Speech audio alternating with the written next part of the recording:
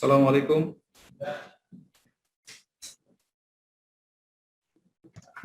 ওয়ালাইকুম আসসালাম স্যার, ভালো আছেন? হ্যাঁ, আছি আলহামদুলিল্লাহ। আপনারা কেমন আছেন? জি স্যার, ভালো আছি। আসসালামু আলাইকুম স্যার। জি জি, আসসালাম।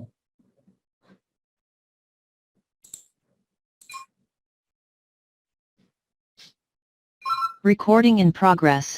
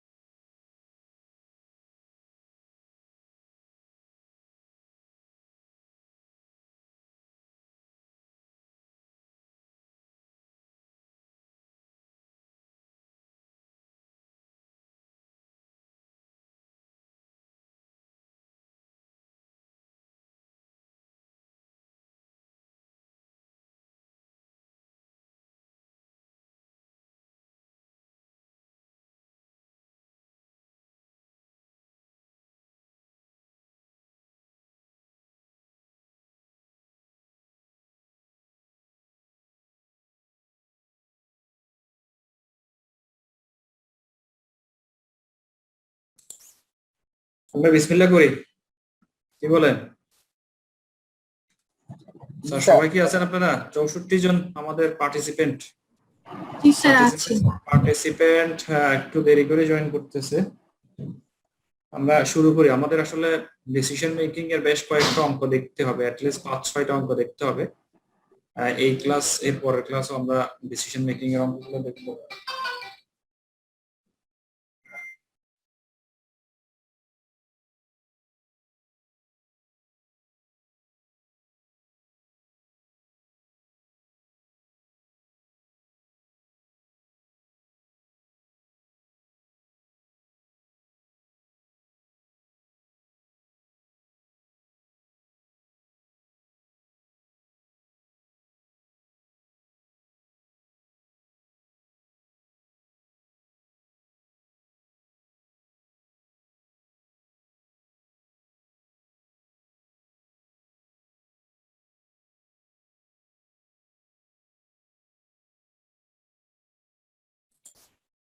আমরা আজকে আমাদের কিছু প্র্যাকটিস করিনি। প্র্যাকটিস না করলে দেখা যাবে যে আমাদের পড়তে পড়তে সব আবার ভুলে যাবো।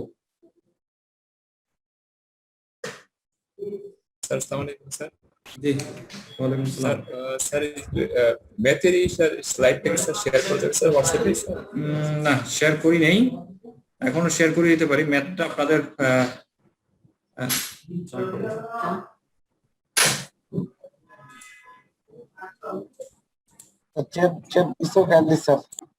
চ্যাট বক্সেও দেখি, আমি চেষ্টা করি, পারলে দিব, না হলে হোয়াটসঅ্যাপে দিতে হবে আর কি।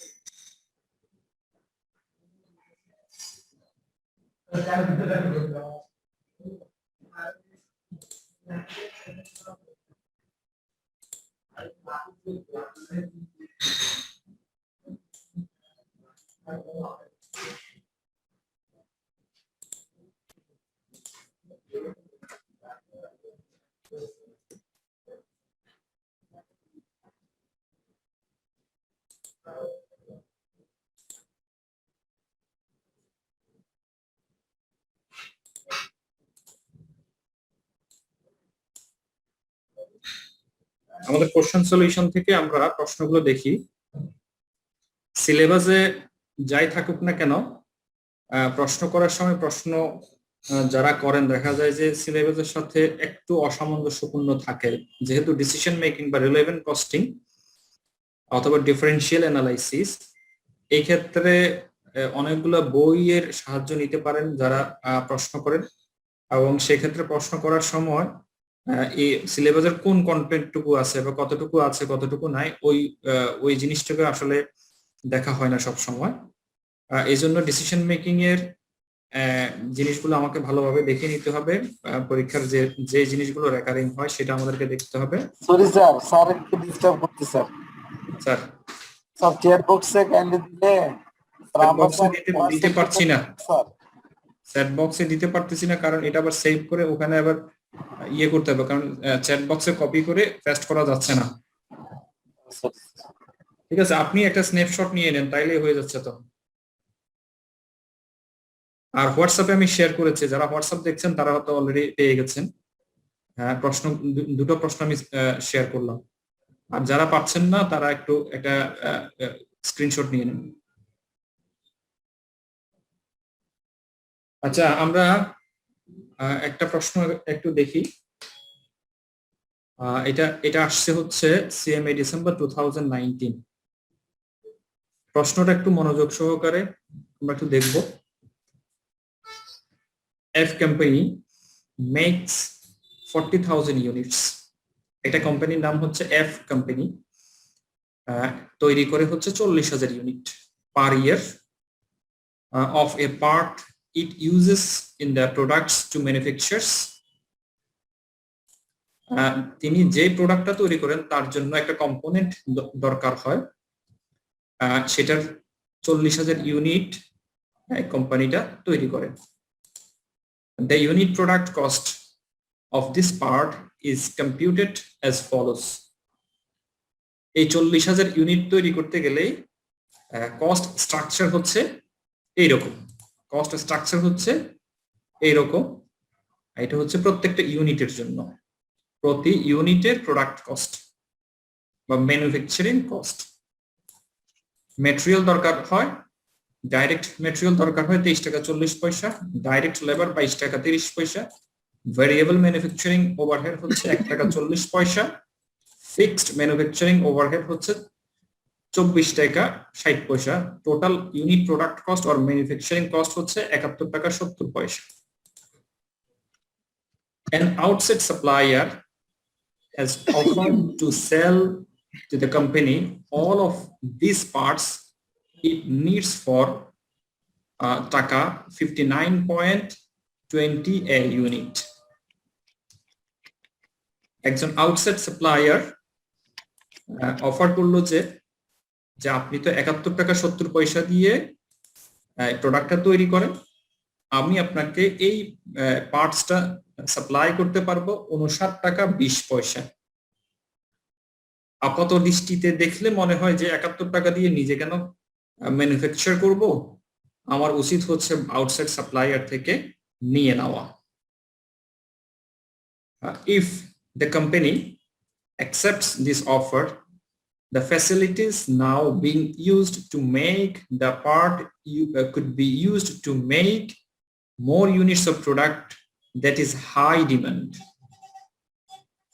কোম্পানি যদি আউটসাইড সাপ্লায়ার থেকে এই অফারটা অ্যাকসেপ্ট করে নেয়, তাহলে এক্সিস্টিং যে এই পার্টটা তৈরি করার জন্য যেই ফ্যাসিলিটিসটা থাকবে, যেহেতু আমি ওই পার্টসটুকু প্রোডাকশন করব না, সেহেতু আমি অন্য আরেকটা পার্টস তৈরি করতে পারি।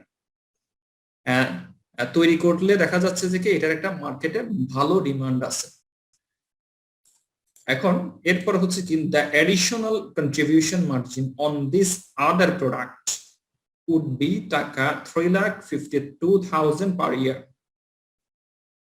এখন ওই প্রোডাক্টটা যেটা আমি তৈরি করব নতুন করে, এক্সিস্টিং ওই পার্টসটা তৈরি না করে, সেটা মার্কেটে বিক্রি করলে আমাকে কন্ট্রিবিউশন দিবে। কন্ট্রিবিউশন মার্জিন হচ্ছে 3,52,000 টাকা। তাহলে এখানে আমাদের তিনটা জিনিস সম্পর্কে আমরা অবহিত হলাম। একটা হচ্ছে আমি যে এক্সিস্টিং কস্ট স্ট্রাকচারে আমি প্রোডাকশন করি সেটা আমি জানলাম, আমার তৈরি করতে লাগে হচ্ছে সেই হিসাবে 71 টাকা। আউটসাইড সাপ্লায়ার বলছে যে 59 টাকা 20 পয়সায় আমি আপনাকে সাপ্লাই দিতে পারবো। এখন আমি যদি এই আউটসাইড সাপ্লায়ার থেকে এই অফারটা অ্যাকসেপ্ট করে নেই, আমার ব্যাক এন্ড ফ্যাসিলিটিসটা বা যে ফ্যাসিলিটিসটা আমি আগে ইউজ করতাম সেটা এখন অন্য কাজে ইউজ করতে পারবো। সেই কাজে ইউজ করলে যে প্রোডাক্টটা আমি তৈরি করব সেই প্রোডাক্টটা মার্কেটে বিক্রি করে আমি 3,52,000 টাকার একটা কন্ট্রিবিউশন পাবো। If the parts were purchased from the outside supplier, all of the direct labor cost of the part would be avoided. এখানে আরেকটা ইনফরমেশন দিল, যদি আমি আউটসাইড সাপ্লায়ার থেকে এই প্রোডাক্টটা পারচেজ করি, তাহলে আমার যে লেবার কস্ট আছে এই লেবার কস্ট আমি অ্যাভয়েড করতে পারবো, বাদ দিয়ে ফেলতে পারবো। However, টাকা 21.90 of the fixed manufacturing cost being applied to the part would be continue even the part were purchased from outside supplier. আরেকটা ইনফরমেশন দিল যে ফিক্সড ম্যানুফ্যাকচারিং ওভারহেড যে 24 টাকা 60 পয়সা আছে, তার মধ্যে 21 টাকা 90 পয়সা কিন্তু কন্টিনিউ করবে। আমি যদি এই পার্টসটা যদি তৈরি নাও করে থাকি, এই কস্ট কিন্তু আমাকে কন্টিনিউ করে যেতে হবে, আমি অ্যাভয়েড করতে পারবো না। বাট এখানে একটা অপশন আছে যে 24 টাকা 60 পয়সার জায়গায় 21 টাকা 90 পয়সা কন্টিনিউ হবে, বাকি যে 1 টাকা সামথিং বা 2 টাকা সামথিং 2 টাকা 70 টাকা আমি 2 টাকা 70 পয়সা আমি অ্যাভয়েড করতে পারবো, বাদ দিয়ে ফেলতে পারবো।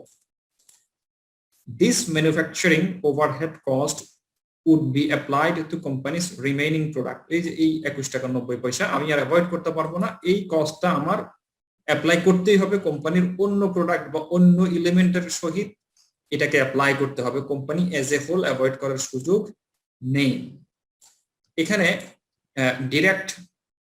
Direct materials, labour, variable manufacturing overhead, আমাদের সূত্র অনুসারে আমরা জানি যদি আমি তৈরি করি এই টাকাটা আমার খরচ হবে, যদি আমি তৈরি না করে থাকি, আমি যদি আউটসাইড সাপ্লায়ার থেকে বাই করে থাকি, এই তিনটার একটা খরচও কিন্তু কন্টিনিউ হওয়ার কথা না। বাই লজিক, নিয়ম অনুসারে এটা হওয়ার কথা না। কিন্তু তারপর একটা মিসলিডিং, আপনাদেরকে মিসলিডিং না, একটা ইনফরমেশন দিল যে ডাইরেক্ট লেবার কস্ট আপনি অ্যাভয়েড করতে পারবেন। এই ইনফরমেশন আমার দরকার ছিলই না।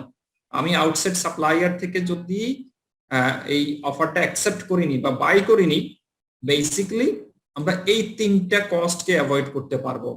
তাহলে তিনটাকে না বলে শুধু একটার কথা বললো, তখন কিন্তু আমি কনফিউজড হয়ে যাব। বাট লজিক্যালি বা নিয়ম অনুসারে আপনার কনফিউজড হওয়ার সুযোগ নেই। ঠিক আছে, আমরা জানি যে প্রোডাক্ট কস্টের জন্য ডাইরেক্ট ম্যাটেরিয়াল, ডাইরেক্ট লেবার এবং ভেরিয়েবল ম্যানুফ্যাকচারিং ওভারহেড, এই তিনটা কস্ট আমরা যদি ওই প্রোডাকশন বন্ধ করে দিই, ওই প্রোডাক্ট বন্ধ করে দিই, এটা কিন্তু অ্যাভয়েড করতে পারি। কিভাবে পারি?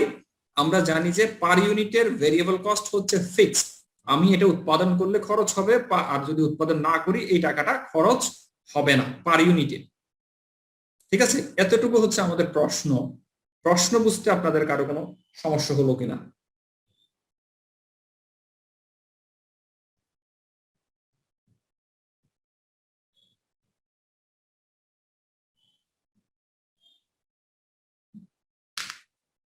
কারো কোনো রেসপন্স নাই কেন?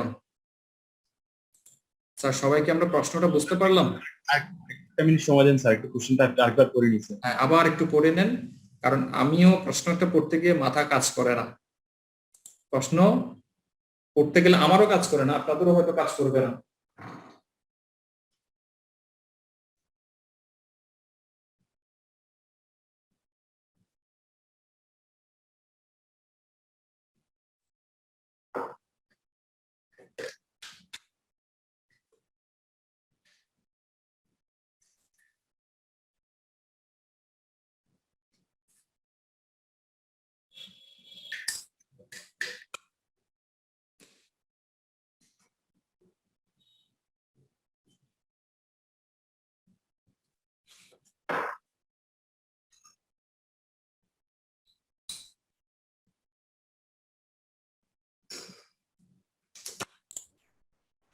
Sir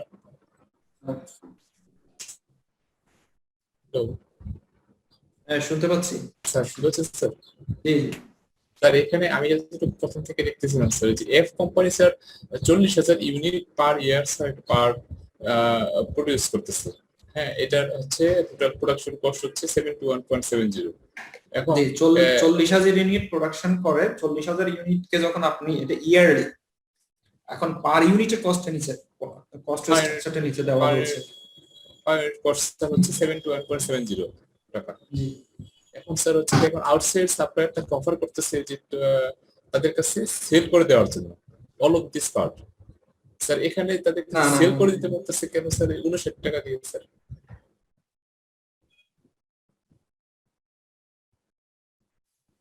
Outside supplier has offered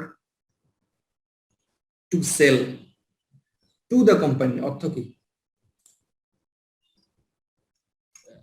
sir হচ্ছে ওই যে আউটসাইড সাপ্লায়ারের যে কোম্পানিটা, সেই কোম্পানির কাছে স্যার মানে সেল করে দেওয়া। আউটসাইড সাপ্লায়ার দা কোম্পানি মানে আমার কোম্পানি কাছে, আমার কাছে সেল করতে চাচ্ছি এফ কোম্পানির কাছে। ভাই ওই ইংরেজিটা একটু বুঝতে হবে না, বলে কিন্তু উল্টাপাল্টা হয়ে যাবে, আন্ডারস্ট্যান্ডিং উল্টাপাল্টা হয়ে যাবে। আউটসাইড সাপ্লায়ার বলছে যে কি has offered to sell to the company, to the company মানে বুঝাচ্ছে কি নির্দিষ্ট কোম্পানি, মানে কেন আমার কোম্পানি, আমার কোম্পানি এফ কোম্পানি, আমার company F company, F company না লিখলেও দি কোম্পানি মানে আমার কোম্পানি নির্দিষ্ট করে দিচ্ছে। এখানে আর এই লাইনটা একটু বুঝিনি sir. The additional contribution margin on this product on this other product would be টাকা 3,52,000 পার ইয়ার। স্যার এটা একটু যদি বলতেন স্যার। আচ্ছা, আমি আমি যদি যদি এটা outside- প্রোডাকশন করি তাহলে অপরচুনিটি কস্ট এটা আমার স্যার, এটা আমার opportunity cost sir. Opportunity cost ওভাবে চিন্তা করেন না, আপনি চিন্তা করেন হচ্ছে যে কি আপনি আপনার হোটেলে আপনি বার্গার বিক্রি করেন, আপনার রেস্টুরেন্টে বার্গার বিক্রি করেন, এখন আপনি বার্গার বিক্রি করবেন না, আপনি স্যান্ডউইচ বিক্রি করবেন। এখন বার্গার না বিক্রি করে যদি স্যান্ডউইচ বিক্রি করেন তাহলে এডিশনাল আপনি এত টাকা পাবেন, তাহলে এটা তো এডিশনাল পাচ্ছেন আপনি। এখানে এই প্রশ্নে বলা হচ্ছে যে কি আমি যে কম্পোনেন্টটা আমার ফ্যাক্টরিতে ম্যানুফ্যাকচার করে থাকি এটা যদি না করি আমি অন্য আরেকটা প্রোডাক্ট তৈরি করতে পারবো। আমি আগে বার্গার তৈরি করতাম, এখন সেটা না করে বার্গারটা আমি বাইরের একজন থেকে কিনে নিব, কিনে নিয়ে বিক্রি করব। এখন আমি এটা না করে আমি স্যান্ডউইচ তৈরি করবো, তাহলে স্যান্ডউইচ থেকে আমাকে আবার এডিশনাল কন্ট্রিবিউশন পাবো।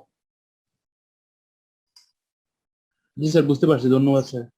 স্যার হচ্ছে আমি একটু স্যার ডিসকাউন্ট হয়ে গেছিলাম যখন হচ্ছে অসুবিধা নেই, আপনি প্রশ্নটা পড়েন, প্রশ্ন পড়ে আপনি যদি না বুঝেন আমাকে বলুন। এটা বুঝে না স্যার যে 21.9 টাকা আছে, এই টাকাটা স্যার কি হবে? 24 টাকা 24 টাকা 60 পয়সা হচ্ছে আপনার ফিক্সড। আমার যদি নিচে কোনো কিছু বলার না থাকতো তাহলে আমি ধরে নিতাম যে এই 24 টাকা 60 পয়সাই আমার কন্টিনিউ হতো। যদি আমি আউটসাইড সাপ্লায়ার থেকে অফারটা অ্যাকসেপ্ট করে নেই তাহলে এই 24 টাকা 60 পয়সাই কন্টিনিউ হতো। কিন্তু উল্লেখ থাকলে ওটাই হবে।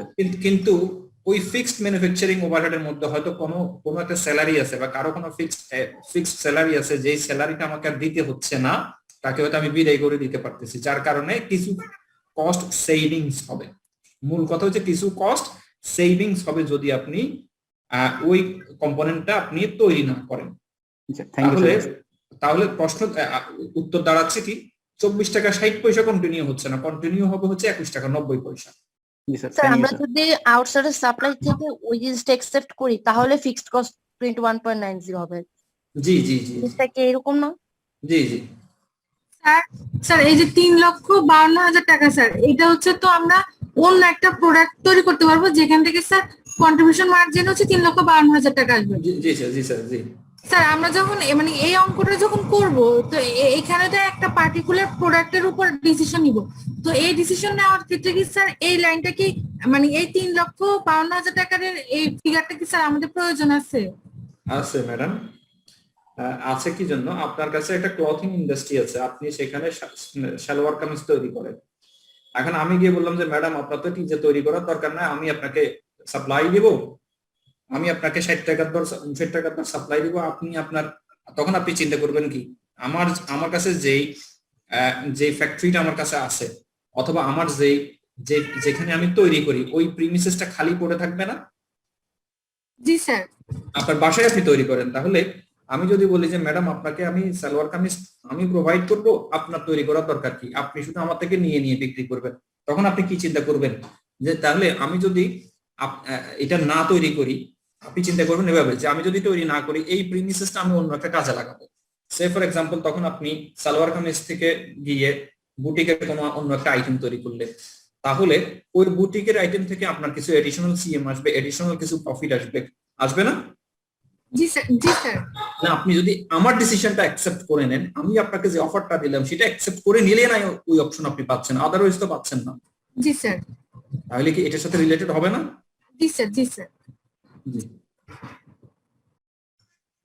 প্রশ্ন তাহলে কি বুঝতে পারলাম তো সবাই? আমাদের প্রশ্ন নিয়ে মোটামুটি সবাই একটু কিউরিওসিটি ছিল, আমার দেখে ভালো লাগছে। ফাতেমা ম্যাডাম আপনি কিছু বলতে চাচ্ছিলেন মনে? না স্যার আমি তো মাত্র ঢুকলাম, বুঝতেই পারিনি। না স্যার আমি তো আপনাকে মাত্র প্রশ্ন করলাম স্যার। এটা আচ্ছা সরি, আমি স্যার একটু জিনিস জানতে চাচ্ছিলাম, জি, না আদার প্রোডাক্টটা স্যার মানে কত ইউনিটের মতো, এটা তো বুঝি নাই। আমি কনসিডারেশনে নিব সবসময় একটা ইউনিটকে দিয়ে, আমার ডিসিশন মেকিং এর জন্য একটা ইউনিট হলেই এনাফ। আমার 3,52,000 10টা 20টা 100টা 1000টা কোনোটাই দরকার নেই, একটা ইউনিট নিয়ে আমি কনসিডারেশন নিব। আমার একটা ইউনিট উৎপাদন করতে এটা আর ওইটা হলো এটা। এখন কথা হচ্ছে যে কি টোটাল কন্ট্রিবিউশন এখানে বেশি দেখাচ্ছে, সেটা পরে আসবে, পরবর্তীতে এটা আমাদের কাজে লাগবে, সেটাও কাজে লাগবে। তখন আমরা 40,000 দিয়ে গুণ করেই আমরা ওই পরবর্তীতে পৌঁছাবো, কিন্তু প্রথম ডিসিশনে পৌঁছতে গেলে একটা ইউনিটের কন্ট্রিবিউশন দরকার। ঠিক আছে, আচ্ছা আমরা দেখবো, তারপরে দেখবো এখন এখন রিকোয়ারমেন্টে আমরা আসি, how much of the unit product cost of টাকা 71.7 is relevant in the decision of whether to make or buy the part. প্রশ্ন করছেন যে এই যে ইউনিট কস্ট দেখানো হয়েছে, ম্যানুফ্যাকচারিং কস্ট দেখানো হয়েছে যে পার ইউনিটে 71 টাকা 70 পয়সা, তার মধ্যে রিলেভেন্ট কোনগুলো, হাউ মাচ কত টাকা এই টাকার মধ্যে রিলেভেন্ট মেক অর বাই এর ক্ষেত্রে। আমি যখন মেক করব বা বাই করব এই ডিসিশনে আসার ক্ষেত্রে কত টাকার কস্ট আমাকে কনসিডারেশনে নিতে হবে। আমরা সূত্র জানি, আর যেটা অ্যাভয়েডেবল সেটাই তো রিলেভেন্ট আমাদের স্যার। যেটা আমরা অ্যাভয়েডেবল আমরা সংক্ষেপে আমরা যেতে পারি যে আমি যদি ওই ডিসিশনে যাই, যদি বাইং এর ডিসিশনে যাই, সেক্ষেত্রে কোথায় কোথায় চেঞ্জ আসতেছে সেগুলোই হচ্ছে রিলেভেন্ট।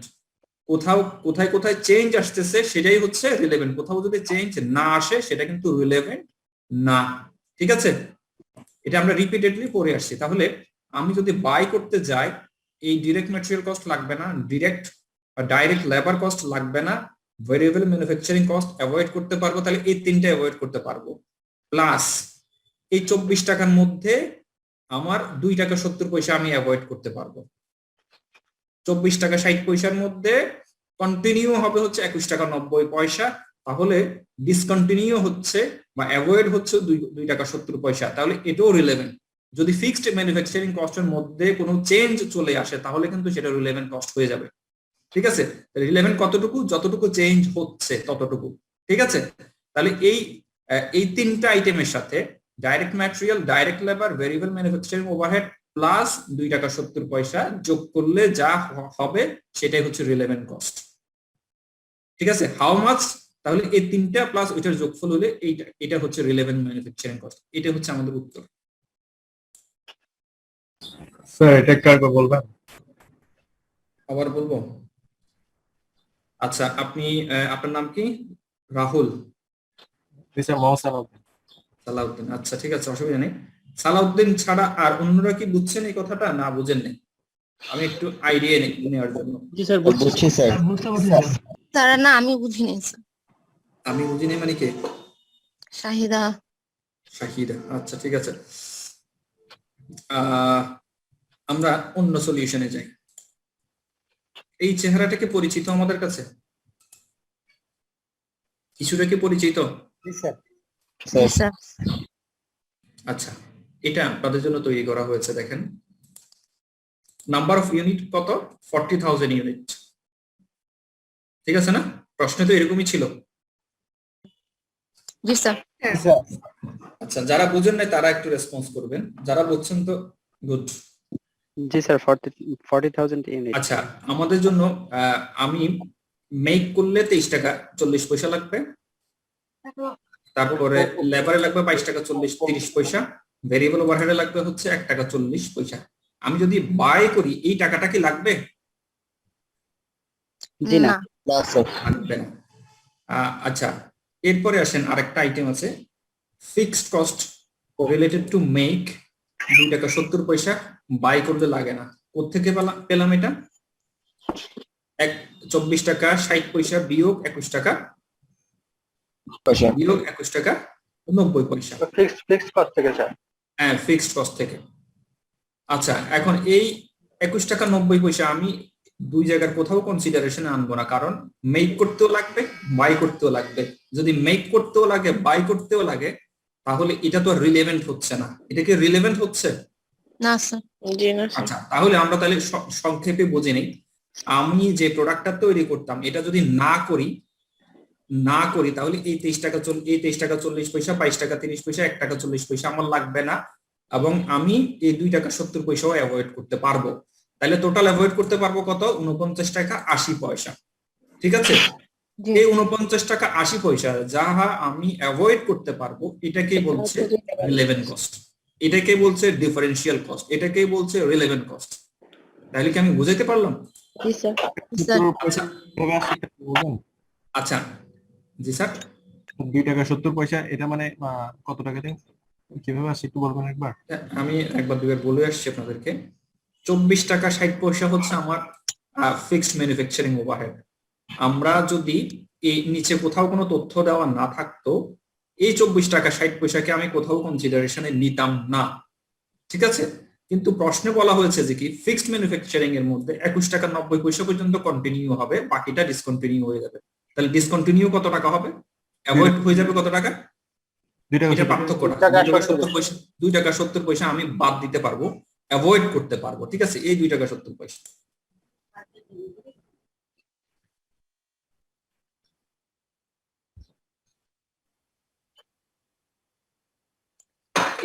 এই 2 টাকা 70 পয়সা কিন্তু অন্য প্রশ্নে পাবেন না, এখানকার জন্য এটা একটা ইউনিক প্রবলেম। প্রশ্নতে সব সময় আপনি যতটুকু জানেন ততটুকু দিবেন, আরো একটা দুটো ইনফরমেশন বাড়াইয়া কমাইয়া দিবেন, এটা আপনার বুদ্ধিমত্তা দিয়ে আপনাকে সলিউশন করতে হবে। আচ্ছা, আমরা এই ডিফারেন্সিয়াল কস্ট বের করলাম হচ্ছে একটার জন্য। এখন আমি যদি 40 দিয়ে গুণ করি, 40,000 দিয়ে গুণ করি, তাহলে তো ইন টোটাল ফিগারটা পেয়ে যাব, পাবো না? পাবো তো। আচ্ছা, আমরা পরের প্রশ্নে আসি, এটাতে বাদ, এখন আর বুঝাবো না। তাহলে প্রথম যে রিকোয়ারমেন্ট, এই রিকোয়ারমেন্ট আমরা বুঝলাম। এখন দ্বিতীয় রিকোয়ারমেন্টে যাই, what is the net total টাকা advantages or disadvantage of purchasing of the part rather than making it. আমি যদি নিজে তৈরি না করে আমি যদি পারচেস করে থাকি, তাহলে আমার অ্যাডভান্টেজেস কি অথবা ডিসঅ্যাডভান্টেজ কি বের করতে পারবো? আমি যদি একটার তথ্য দিয়ে আমি কাজ করতে পারি, তাহলে সবগুলো তথ্য কিন্তু আমি কাজে লাগাতে পারবো।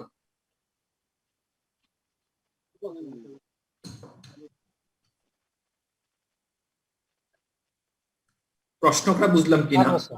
যদি আমি নিজে মেক না করি, ম্যানুফ্যাকচার যদি নিজে না করি, তাহলে আমি কি করব, আউটসাইড সাপ্লায়ার থেকে আমি অফারটা নিয়ে নিব, ঠিক আছে। সেক্ষেত্রে কি হবে, আমরা কিন্তু এইরকম প্রশ্ন করে আসছি। আচ্ছা, তাহলে কি হবে, আমি যদি নিজে তৈরি না করি, তাহলে এই 59 টাকা 20 পয়সা দিয়ে আমাকে কিনতে হবে, তাই না? স্যার আমাকে একটু মনোযোগ দিয়ে বলেন, আমি যদি নিজে তৈরি না করি, তাহলে আমাকে এই 59 টাকা 20 পয়সা দিয়ে কিনতে হবে, তাহলে 59 টাকা 20 পয়সা ইন্টু 40,000 টাকা আমার লাগবে।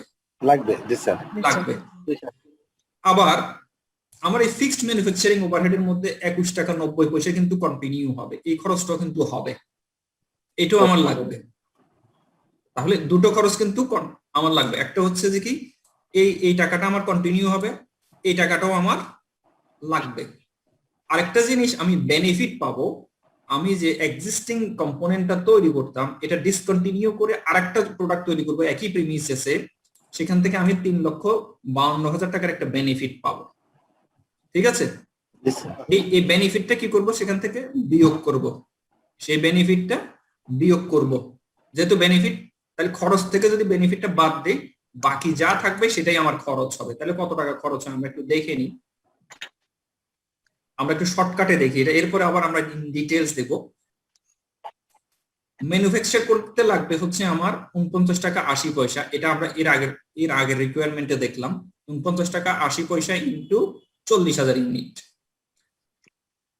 এডিশনাল কন্ট্রিবিউশন মার্জিন আমি হারাবো হচ্ছে 3,52,000 টাকা, আর যদি আমি বাইরে থেকে কিনে নিই, আমার লাগবে হচ্ছে 23,68,000 টাকা। কোত্থেকে পেলাম, ওই ইন টোটাল গুণ করলে এটা, তখন দেখা যাচ্ছে যে আমার যে দুটো বেনিফিট 40,000, জি জি জি, তখন দেখা যাচ্ছে আমার নেট ডিসঅ্যাডভান্টেজ হচ্ছে 24,000 টাকা। 24,000 টাকা, কিন্তু আমি এটাকে ইন ডিটেইলস দেখি, আবার অন্য লোক থেকে দেখি। আমরা কিছুক্ষণ আগে একটা রিকোয়ারমেন্ট দেখলাম যে মেক করলে কত, বাই করলে কত, এইটা এতটুক তো আমাদের বুঝতে কোথাও কোনো সমস্যা নেই। আমি মেক করলে 49 টাকা 80 পয়সা, আর বাই করলে হচ্ছে আউটসাইড সাপ্লায়ারকে আমাকে দিতে হবে হচ্ছে 49 টাকা 20 পয়সা। আমরা অন্যভাবে এটার সলিউশন কিন্তু 2-3 ভাবে আমরা করতে পারি। এই 21 টাকা 90 পয়সা আমার মেক করলেও লাগবে, এটা বাই করলেও লাগবে। আমি যদি মেক করেও লাগবে, বাই করলেও লাগবে, সেই কারণে আমি কিন্তু আনি নেই, ঠিক আছে। এখন দেখেন, আমি যখন ইন টোটাল করে নিব, এই এটা কিভাবে করলাম, 23 টাকা 40 পয়সা ইন্টু 40,000 ইউনিট, 22 টাকা 30 পয়সা ইন্টু 40,000 ইউনিট। 1 টাকা 70 পয়সা ইন্টু 40,000 ইউনিট, আমার মেক করতে এই টাকাটা লাগবে, প্লাস 2 টাকা 70 পয়সা ইন্টু 40,000 ইউনিট, মানে এটা হচ্ছে 49 টাকা 80 পয়সাকে আমি আবার ব্রেকডাউন দিয়ে করলাম, তাহলে আমার খরচ হবে হচ্ছে কত, 19,92,000। আর বাই করলে কি হবে, বাই করলে লাগবে হচ্ছে 59 টাকা 20 পয়সা ইন্টু 40,000, যদি আমি বাই করে নিই 80,000 23,68,000। আমি যদি বাই করে নিই আমি আবার এডিশনাল একটা সিএম পাচ্ছি, এডিশনাল আমি একটা সিএম পাচ্ছি, এটা কিন্তু আমার খরচ না, আমি এটা মাইনাস ফিগার দিয়ে রাখছি, ঠিক আছে না? খরচটা আমি পজিটিভ রাখলাম, আর যেটা আমার বেনিফিট এটাকে আমি মাইনাসে রাখলাম। তাহলে এই 23,68,000 থেকে 3,52,000 বাদ দিলে 20,16,000 টাকা আমার খরচ হবে যদি আউটসাইড সাপ্লায়ার থেকে এটা আমি কিনে নিই, ঠিক আছে? তাহলে এখানে হচ্ছে কি, আমার মেক করলে 19,92,000, বাই করলে 20,16,000, এই দুটার পার্থক্য হচ্ছে 24,000, এই দুটার পার্থক্য হচ্ছে 24,000। তাহলে এই ডিসিশন কি আমি নিব, মেকিং ডিসিশন কি, মেকিং। এখানে সূত্র দেওয়া আছে তো সেই জন্য মেকিং আসছে। আমি দেখেন এখানে যদি আবার আমি যদি মেকের গোত্র যদি বেড়ে যায়, এটা এক্সেলে করা তো আমার, আপনি দেখেন ডিসিশন কিন্তু উল্টে যাবে, এটা এমনি দিলাম, ডিসিশন কি উল্টে গেছে? স্যার বাই হয়ে গেছে, বাই হয়ে গেছে, ঠিক আছে? লজিক দেওয়া আছে এখানে, এখানে একটা লজিক দেওয়া আছে যে এটা বড় হইলে কি হবে, এটা ছোট হইলে কি হবে। তাহলে এই অঙ্কটাকে আমরা দুই ভাবে করতে পারি, আমি যেভাবে দিলাম এভাবে করতে পারি, আর আপনাদের সলিউশনে দেওয়া আছে এরকম, আমরা এভাবে করতে পারি, শর্টকাট করতে পারেন, অথবা আমার মাথায় যদি এভাবে থাকে আমি এভাবেও করতে পারি, দুভাবে আমি করতে পারি, অথবা অন্য যে ফর্মুলাতে আপনার সঠিক ডিসিশনে আপনি পৌঁছতে পারবেন সেভাবে আপনি করতে পারবেন। বাই করলে ওইটা কিভাবে করছেন স্যার বাইটা স্যার এটা তাহলে তো স্যার এইটা যদি আমরা পারচেজ করি এটা আমাদের জন্য ডিসঅ্যাডভান্টেজ। জি, এই সেই ক্ষেত্রে আপনি লিখছেন মেক করবেন, আপনি এভাবে করলে আপনি কথাটা লিখে দিতে হবে, যদি আমি বাই করি নেট ডিসঅ্যাডভান্টেজ হচ্ছে 24,000 টাকা। 24,000 স্যার। এখানে যদি সমান হয় তাহলে কি হবে স্যার? এখানে স্যার অ্যাডভান্টেজ ডিসঅ্যাডভান্টেজ দুইটা লেখা আছে স্যার, কনফিউশন তৈরি করে। আমরা ডাইরেক্ট নেট ভাই আমরা তো প্রশ্ন শিখে আসছি যে মেক অর বাই, আপনি লিখে দিতে পারেন ফেভার টু মেক 24,000, ঠিক আছে? ফেভার অথবা মেকিং এর ক্ষেত্রে ফেভার হচ্ছে 24,000। আপনি লিখে দিয়ে আসতে পারলে সমান হয় তাহলে কি হবে স্যার? বুঝিনি, টোটাল কস্ট দুইটাতে যদি সমান হয় সেক্ষেত্রে কি হবে? মেক করবেন মেক করবেন না সরি, সেখানে আমার মার্কেটে আমার একটা এক্সিস্টেন্স না আপনি যদি দুটোই সমান হয়ে যায় সেই ক্ষেত্রে বাই করবেন, কারণ আপনি তখন তো আরেকটা কম্পোনেন্ট তৈরি করতে পারতেছেন, আপনার মার্কেটে আরেকটা প্রোডাক্ট আপনি দিতে পারতেছেন, এটার উপর ডিপেন্ড করবে আর কি। স্যার এখানে বাই করলে কিভাবে আচ্ছা, এখানে অ্যাডভান্টেজ ডিসঅ্যাডভান্টেজও কিন্তু বের হবে। আমি যদি মেকিং এর জায়গায় দেখেন সূত্রের ভিতরে যদি অ্যাডভান্টেজ ডিসঅ্যাডভান্টেজ লিখে দিই সেটাই বের হবে, কিন্তু এটা আমার সূত্র দেওয়া একরকম, তো আমি আর চেঞ্জ করিনি। বুঝতে পারছি স্যার। আমি যা লিখে দিব সেই সূত্র তাই বলবে আর কি। এখন আমি এখানে লিখে দিতে পারি নেট ডিসঅ্যাডভান্টেজ, নেট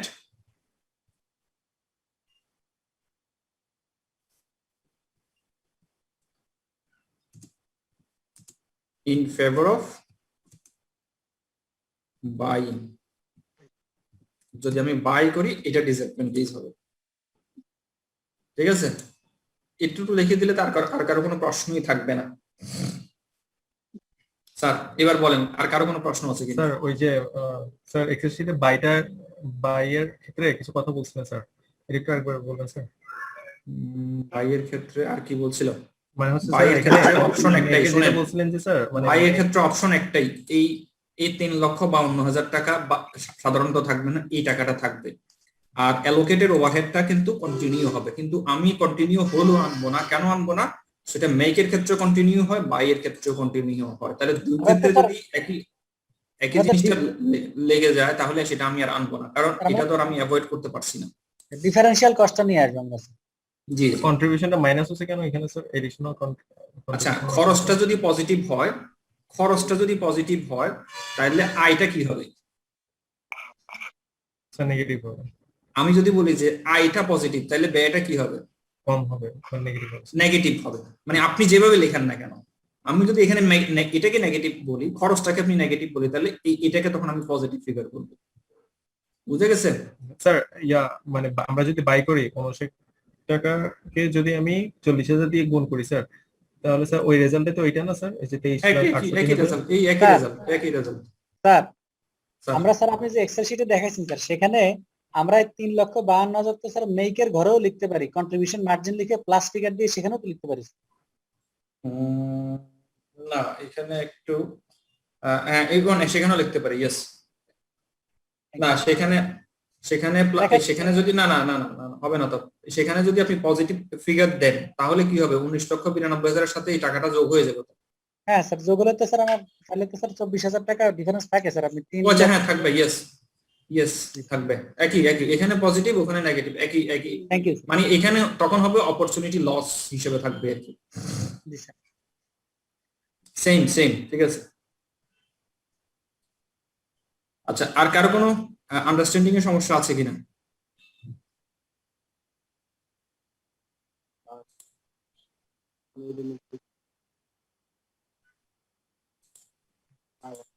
স্যার আমরা সবাই বুঝতে পারলাম, তাই তো?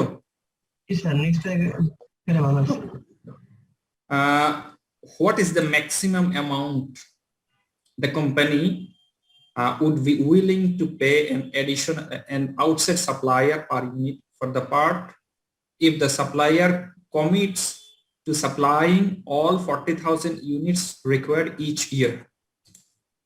যদি আউটসাইড সাপ্লায়ার কমিটমেন্ট করে 40,000 ইউনিট আমার যা রিকোয়ার্ড প্রতি বছর, এটা তিনি আমাকে প্রোভাইড করতে পারবেন, তাহলে আমি ওনাকে ম্যাক্সিমাম কত পর্যন্ত অ্যালাউ করতে পারি।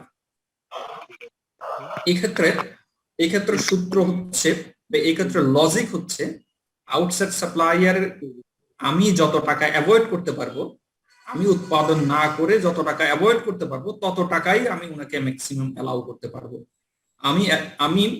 আমি যদি উৎপাদন না করি, direct material, direct labour, variable manufacturing overhead, এটা কিন্তু আমি অ্যাভয়েড করতে পারি। প্লাস ফিক্সড ম্যানুফ্যাকচারিং ওভারহেডে 2 টাকা 70 পয়সা অ্যাভয়েড করতে পারি। যদি অন্য কিছু বলা না থাকে, তাহলে এই 49 টাকা, আমরা যে এর আগে অঙ্ক যেটা করলাম, 49 টাকা 80 পয়সা কিন্তু আমি ওকে অ্যালাউ করতে পারি, এর থেকে বেশি অ্যালাউ করব না। কিন্তু এই অঙ্কে অন্য আরেকটা ইনপুট দেওয়া আছে, সেটা হচ্ছে যে কি, আমি যদি এক্সিস্টিং যে প্রোডাক্টটা এটা তৈরি না করে অন্য একটা প্রোডাক্ট তৈরি করি বাইং এর পরিবর্তে, মানে আমি ম্যানুফ্যাকচার না করে বাই করলাম, সেক্ষেত্রে আমি আরেকটা প্রোডাক্ট আমার প্রিমিসেসে তৈরি করব, সেক্ষেত্রে 3,52,000 টাকা কিন্তু এডিশনাল সিএম পাবো। এটাও কিন্তু আমার কাছে পজিটিভলি আসবে।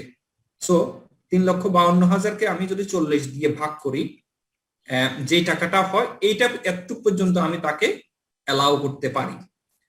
এখানে কত টাকা অ্যালাউ করতে পারি? 19,20,000 টাকা আমার খরচ হয়, 49 টাকা 20 পয়সা করে, প্লাস 3,52,000 টাকার এডিশনাল সিএম পাবো। টোটাল 23,44,000 টাকা পর্যন্ত আমার টোটাল এই টাকাটা আমি তাকে অ্যালাউ করতে পারি, ডিভাইডেড বাই 40,000, তাহলে আমি 58 টাকা 60 পয়সা পর্যন্ত তাকে অ্যালাউ করতে পারি আউটসাইড সাপ্লায়ারকে। সে যদি এই প্রাইসের মধ্যে দেয়, তাহলে আমি তার থেকে অফারটা অ্যাকসেপ্ট করতে পারি। যেখানে সে 59 টাকা 20 পয়সা যে অফারটা দিল, সেটা আমি নিতে পারবো না যদি সে 58 টাকা 60 পয়সায় আমাকে অফার করে, আমি নিতে পারবো। এটাকে আমরা আর অন্যভাবে যদি বলি যে অ্যাভয়েডেবল, টোটাল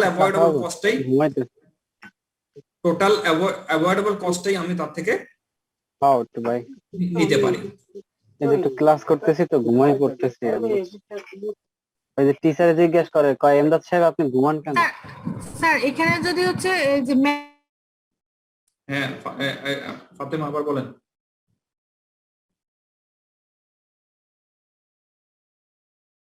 কে বলছিলেন? ফাতেমা?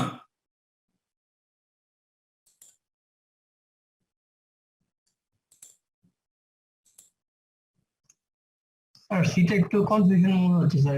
স্যার একটু ব্যাখ্যা আরেকবার যদি ব্যাখ্যা করতেন স্যার। আবার বলবো, আপনারা কি বুঝছেন বলেন তো দেখি।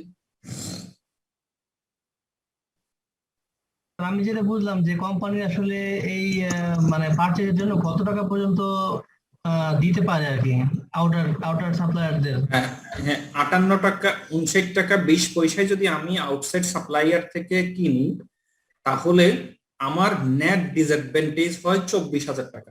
আমার ক্ষতি হবে যদি আমি বাইরের একজন সাপ্লাইয়ার থেকে কিনে নিই। তাহলে কত টাকা পর্যন্ত নিলে আমার আর ক্ষতি হবে না, এটা হচ্ছে প্রশ্ন। বাশার সাহেব, আপনার প্রশ্নটাও বলেন। স্যার আমি বলতে চাচ্ছি স্যার, এটা যদি এইভাবে বুঝি যে 24,000 টাকা আমাদের ডিসঅ্যাডভান্টেজ, তাহলে পার জি। ইউনিটের ডিসঅ্যাডভান্টেজ কত? 40,000 ভাগ 24,000, জি যা জি, হয় সম্ভবত 60 পয়সা 60 হবে। পয়সা। 60 সেটা পয়সা। যদি আমার বাইরের থেকে কিনতে যেই টাকা লাগছে পার ইউনিট 59 টাকা 20 পয়সা থেকে ওই 60 পয়সা বাদ দিলেই আমরা পার ইউনিট সর্বোচ্চ অ্যাকসেপ্টেবল পারচেজ প্রাইস। 58 টাকা 40 পয়সা, এই তো? জি স্যার, 58 টাকা 60 পয়সা। এইভাবে 58 টাকা বুঝলে 60 হবে না পয়সা। স্যার? হবে হবে, একই উত্তর। জি স্যার, এটা আমার কাছে আপনি একটু সহজ মনে হয়েছে যে আপনি বাস্তবায়ন আপনি করা লিখতে যাবে। পারেন যে আউটসাইডার থেকে আমি এই প্রোডাক্টটা পাবো হচ্ছে 59 টাকা 20 পয়সা, তাই না? জি স্যার। আর এর কারণে যদি ওর থেকে এই প্রাইসে নেই, আমার 24,000 টাকা ক্ষতি হবে। 24,000 টাকা হচ্ছে ইন টোটাল ক্ষতি হবে। তাহলে এই 24,000-কে যদি আমি 60,000 দিয়ে ভাগ করি, পার ইউনিটে আমার ক্ষতি হয় হচ্ছে 60 পয়সা। এই 60 পয়সা প্রাইস কমায় দিলে তো আমি ওর থেকে অফারটা অ্যাকসেপ্ট করতে জি পারবো। Sir, acceptable price. এইভাবে স্যার আমি বুঝতে পারি। মানে এটা তাহলে কি ব্রেক ইভেনে আসতো স্যার আমাদের স্যার? হ্যাঁ, এভাবে করলে তখন সমান আসবে, দুই দিকেই সমান হয়ে যাবে। স্যার আমার একটা কোশ্চেন আছে স্যার, যদি আমরা আমাদের সমানই হয় তাহলে স্যার আমি তাহলে মানে বাই করে আমার লাভটা কি স্যার? কোনো লাভ নাই। আপনাকে বলছে যে সেজন্য ম্যাক্সিমাম আপনি কত অ্যালাউ করতে পারবেন।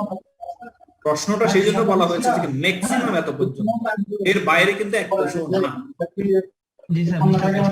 প্রশ্নটাই বলছে যে কি আপনি ম্যাক্সিমাম এত পর্যন্ত অ্যালাউ করতে পারবেন, এর থেকে বেশি না। স্যার এখানে যদি স্যার সমান সমানই স্যার হয়, তাহলে স্যার ওই বাইয়ের ডিসিশন করে কি লাভ? স্যার প্রশ্নটা বুঝিনি।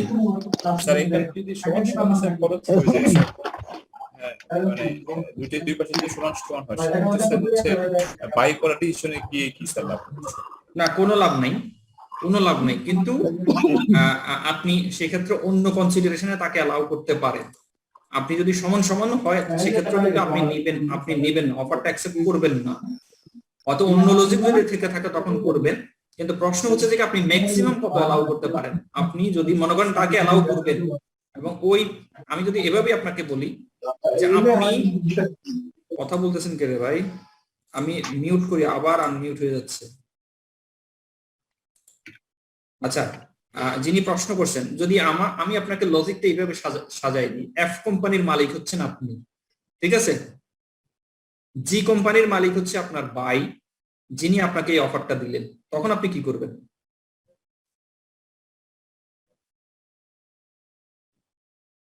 তখন তো মোরালি নেওয়া উচিত, আমার ভাইয়ের কোম্পানিটাও বাঁচলো স্যার। ভাই, তাহলে আপনার লস হচ্ছে না, আপনার ভাই তো ওখান থেকে প্রফিট করবে, সেও বেঁচে থাকবে, তখন আপনি কি করবেন? অথবা আমি যদি মনে করি যে এফ কোম্পানিটা আমার, জি কোম্পানিটা হচ্ছে আমার সিস্টার কনসার্নের, আমার আরেকটা কনসার্নের, যেটাতেও মানে আমার আমার আমার কিছুটা কনসার্ন আছে, যেটা আমার সাথে অ্যাসোসিয়েটেড, ঠিক আছে? এই জন্যই কিন্তু ডিসিশন গুলো আসে, আদারওয়াইজ কিন্তু আসতো না। যদি মনে করেন যে এটা একদম আউটসাইডার কেউ, বা আমি তাকে জানি না চিনি না, তখন আপনি ওভাবে ডিসিশন নিতে পারেন। স্যার তাহলে স্যার হচ্ছে যে আমি ওই সাপ্লায়ারকে একটা স্কোপ তৈরি করে দিচ্ছি, অথবা তাকে একটা স্যার মানে স্পেস দিচ্ছি যে তুমি যে আপনার 1 টাকাও লস হচ্ছে না, সেও কিন্তু অফারটা অ্যাকসেপ্ট করে সেও কিছু সার্ভাইভ করতে পারে। কারণ আপনি নিজে মেক করলে যা বাই করলেও তা যদি হয়, তাহলে আরেকজনকে সুযোগ দিতে অসুবিধা কোথায়? এবং সেটা যদি আপনার সিস্টার কনসার্ন হয়, আপনার অ্যাসোসিয়েট কনসার্ন হয়, অথবা আপনার রিলেটেড কোনো কনসার্ন হয়, তাহলে তাকে তো আপনি দিতেই পারেন।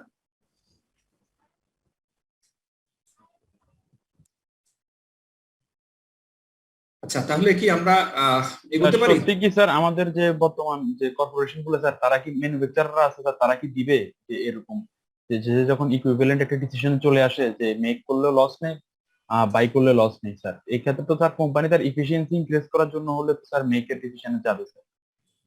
যাবে যাবে আমি তো আপনার লজিকটাকে এগ্রি করে নিচ্ছি, এগ্রি করে নিয়ে আবার ডিসএগ্রি করতেছি কি দিয়ে, আরেকটা লজিক দিয়ে। জি স্যার, আমি কেন ডিসএগ্রি করতেছি আপনার সাথে, বা কেন এটা নিয়ে আমরা আলাপ করতেছি। ম্যানেজমেন্ট অ্যাকাউন্টেন্ট বলতেছে যে কি আপনাকে তো ম্যাক্সিমামটা জেনে নিতে হবে, আপনাকে তো বলে নিচ্ছে যে ম্যাক্সিমাম আপনি এত পর্যন্ত অ্যালাউ করতে পারবেন, এর থেকে অ্যালাউ করতে পারবেন না। সে ফর এক্সাম্পল আপনি মালিক না, আমি একজন ম্যানেজমেন্ট অ্যাকাউন্টেন্ট। আপনার মালিক যখন বা আপনার বোর্ডে যারা থাকবে বা আপনার টপ ম্যানেজমেন্ট যখন আপনাকে জিজ্ঞেস করবে যে ভাই 59 টাকা 20 পয়সা তো নিলে লস হবে বলছো, কত টাকা পর্যন্ত হলে তুমি অ্যালাউ করতে পারো, প্রশ্নটা তো আপনাকে করবে, ওই প্রশ্নের উত্তর আপনার জানা থাকতে হবে। জি স্যার, অবশ্যই। স্যার আমি একটু স্যার একটা কথা বলছি স্যার, ওই যে ম্যানুফ্যাকচারিং কস্ট সেভিংস লেখা আছে স্যার, স্যার এখানে সেভিংস ওয়ার্ডটা না লিখলে হবে না? ম্যানুফ্যাকচারিং কস্ট সেভিংস কোথায় ছিল ভুলে গেছি তো ভাই। স্যার এই যে আপনি এভাবে লেখেন না, আমি অন্যভাবে লিখতে পারি তো, আরো কয়েকভাবে লেখা যায়। আমি লিখবো এভাবে লিখবো, আমি রিকোয়ারমেন্ট 1 তো এখানে না, বি আপনি ওটা না লিখে অন্য জিনিস লিখতে পারেন। আপনি কি লিখতে চান বলেন তো, আমি আপনাকে তারপরে পরামর্শ দিই। স্যার শুধু ম্যানুফ্যাকচারিং কস্ট লেখা যায় না? আপনি লিখতে পারেন রিলেভেন্ট কস্ট, শুধু ম্যানুফ্যাকচারিং কস্ট না লিখে আপনি লেখেন রিলেভেন্ট কস্ট। আপনি কস্ট সেভিংস না লিখে লেখেন রিলেভেন্ট কস্ট হচ্ছে এটা 49 টাকা 80 পয়সা ইনটু এই টাকাটা, ঠিক আছে না? 49 টাকা 80 পয়সা, এটা কিন্তু আরো সহজে আপনি লিখতে পারেন।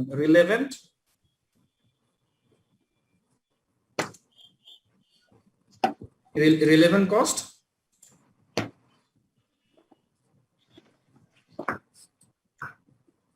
প্লাস আর কি লাগবে,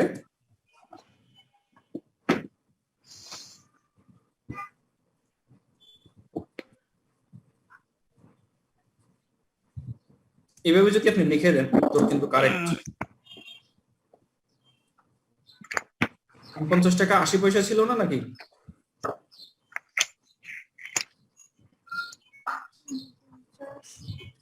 ষাট পয়সা মনে হয় ছিল। 50 টাকা 80 পয়সা।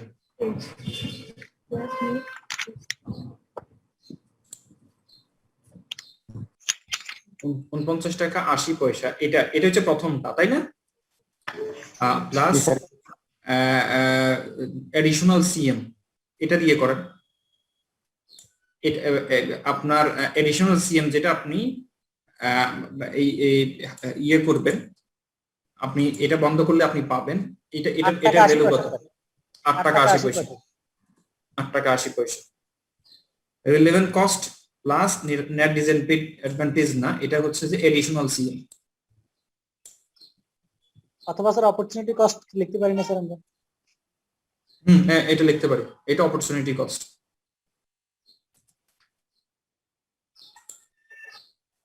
এভাবে যদি লেখেন তাহলেও কিন্তু অঙ্ক হয়ে যাবে।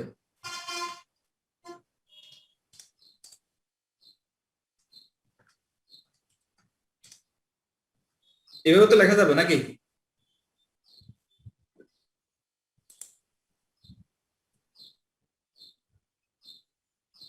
ফাতেমা ম্যাডাম, স্যার প্রশ্ন করে যদি আপনি রেসপন্স না করেন তাহলে তো বুঝবো যে আপনি বুঝেন নাই। জি স্যার, বুঝেছি স্যার। ঠিক আছে, তাহলে আমরা এর পরের একটা রিকোয়ারমেন্ট একটা প্রশ্ন দেখতে যাই, ঠিক আছে? Wexpro Incorporation produces several products from processing 1 ton of Clipton, a rare mineral. একটা কোম্পানি প্রডিউস করে several products from processing একটা ডিপার্টমেন্ট থেকে 1 টন ক্লিপটন থেকে 1 টন ইয়ে থেকে বিভিন্ন ধরনের প্রোডাক্ট তৈরি করে। ম্যাটেরিয়াল এবং processing cost, material and processing cost total 60,000 per ton. 1/4 1/4 of which is allocated to product X15. 7,000 units of product X15 were produced from each ton of Clipton. The units can either be sold at split of point for টাকা 9 each. এতক্ষণ যা আমরা পড়লাম তার মধ্যে আরেকটা issue হচ্ছে split of point. এই ইস্যুটা আমরা পড়ি নাই।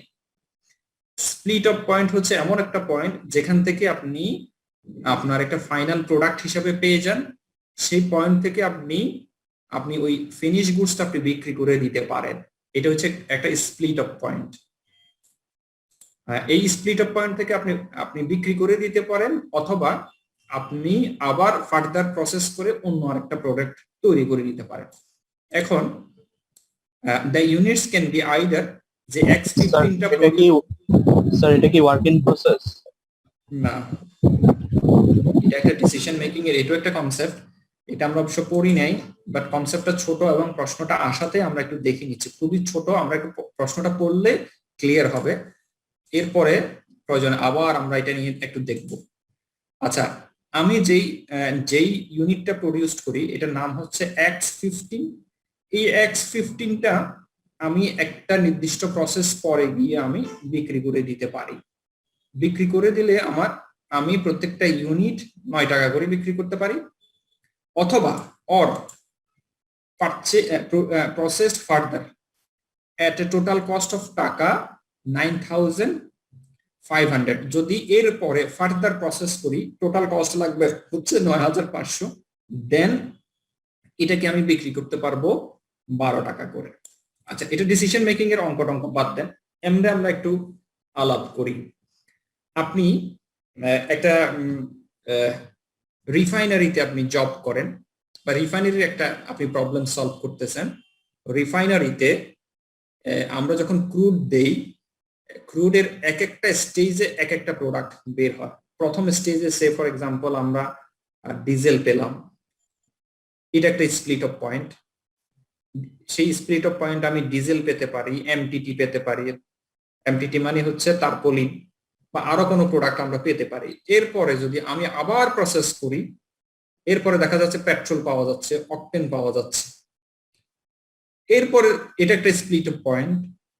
আমি এই স্প্লিট অফ পয়েন্টও কিন্তু আমি থামলাম না থেমে আমি আবার ফার্দার প্রসেস করলাম। আবার ফার্দার প্রসেস করলে আমি জেট ফুয়েলটা পাচ্ছি, অথবা আরো দামি কোনো ফুয়েল পাই। ঠিক আছে, তখন ডিসিশনগুলো আমরা কিভাবে নিব? ঠিক আছে, এখন এখানেও একই রকম প্রবলেম।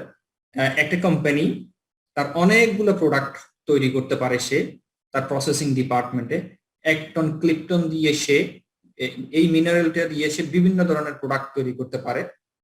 তখন একটা স্প্লিট অফ পয়েন্টে যখন আসে X15 নামক একটা প্রোডাক্ট পায়, সেই প্রোডাক্টের সে 9 টাকা করে বিক্রি করতে পারে। কিন্তু যদি এখানে স্প্লিট অফ পয়েন্টে থেমে না গিয়ে আর একটু সামনের দিকে যায়, তাহলে তার 9,500 টাকা খরচ হবে, এবং ওই প্রোডাক্টটা তখন যেটা 9 টাকায় বিক্রি করতে পারতো সেটা তিনি 12 টাকা করে বিক্রি করতে পারেন। আমি যদি আপনাদেরকে আবার আমার আগের এক্সাম্পলে আসি, আপনি ক্রুড অয়েল থেকে ডিজেল তৈরি করবেন। ডিজেলটা আপনি সে ফর এক্সাম্পল আপনি বিক্রি করতে পারবেন 60 টাকা করে, কিন্তু আপনি যদি ফার্দার প্রসেস করে অকটেন হিসেবে বিক্রি করতে চান, তাহলে আপনাকে কি করতে হবে? ফার্দার প্রসেস করতে হবে। ওই একই প্রোডাক্টটাই যখন আপনি আবার ফার্দার প্রসেস করলেন, তখন আপনার খরচ হলো 5,000 টাকা বা 10,000 টাকা আপনার খরচ হলো, কিন্তু সেটা আপনি 90 টাকা করে বিক্রি করতে পারবেন। এই ক্ষেত্রে আপনি ডিসিশনটা কিভাবে নেবেন? এখন কি আমি বুঝাইতে পারলাম কিছুটা? জি স্যার। এটা হচ্ছে এই লজিকটাকে বলা হয়ে থাকে যে আপনি ফার্দার প্রসেস করবেন নাকি স্প্লিট অফ পয়েন্ট আপনি বিক্রি করে দিবেন। কারণ যে কোনো প্রোডাক্ট প্রসেসিং ইউনিটের একটা স্টেজ পর্যন্ত আপনাকে প্রসেস করে যেতে হয়, নাহলে আপনি কোনো প্রোডাক্ট পাবেন না। একটা স্প্লিট অফ পয়েন্টে এসে আপনি প্রোডাক্টটা বিক্রি করে দিবেন, নাকি ফার্দার প্রসেস করে আরেকটা স্প্লিট একটা পয়েন্ট পর্যন্ত আপনি যাবেন। ঠিক আছে, এই ডিসিশনের জন্য এই জিনিসগুলো অ্যানালাইসিস করা হয়ে থাকে। আচ্ছা, এবার আসি প্রশ্ন বোঝার পর আমরা আসি সলিউশন কি করব। স্যার কোশ্চেনের প্রথম অংশটা যদি স্যার আর রাখবেন যদি একটু বলতেন। প্রথম অংশটা আসলে খুব বুঝার কোনো ঘটনা নাই, এটা হচ্ছে জাস্ট প্রশ্ন। ওয়েক্স প্রো ইনকর্পোরেশন, এটা একটা কোম্পানির নাম, প্রডিউস করে সেভারাল প্রোডাক্ট, অনেকগুলো পণ্য তৈরি করে সে, ফ্রম প্রসেসিং 1 টন অফ ক্লিপটন, 1 টন ক্লিপটন। ক্লিপটন হচ্ছে এক ধরনের ম্যাটেরিয়াল বা এক ধরনের কেমিক্যাল। 1 টন কেমিক্যাল থেকে উনি কিছু প্রোডাক্ট তৈরি করেন, রেয়ার মিনারেল। আসলে এই প্রশ্ন দিয়ে আমার কোনো কিছু কি বুঝার কোনো কিছু আছে?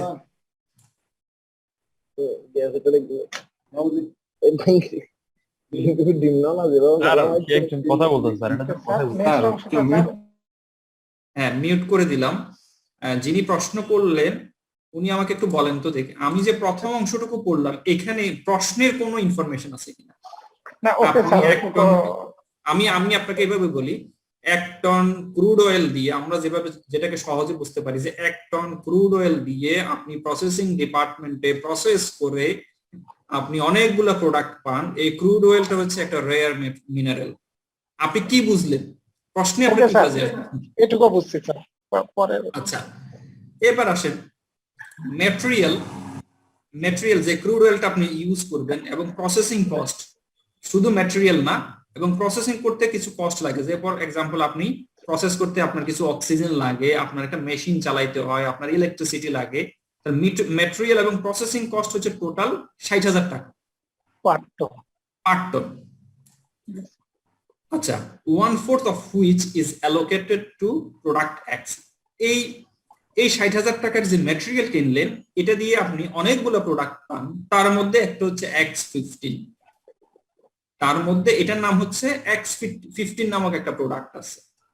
আচ্ছা, এই 7,000 units of product X are produced। ওই যে 1 টন মিনারেল দিলেন, এই 1 টন মিনারেল থেকে আপনি 7,000 ইউনিট আপনি X15 পান from each ton of ক্লিপটন।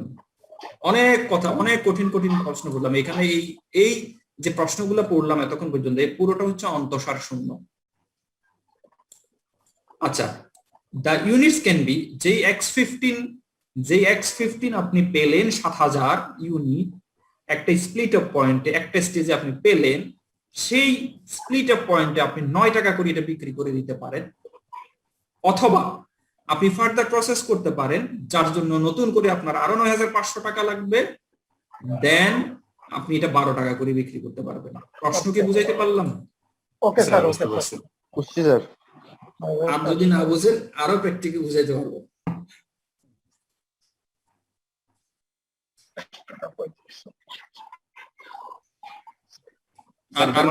Process করবে।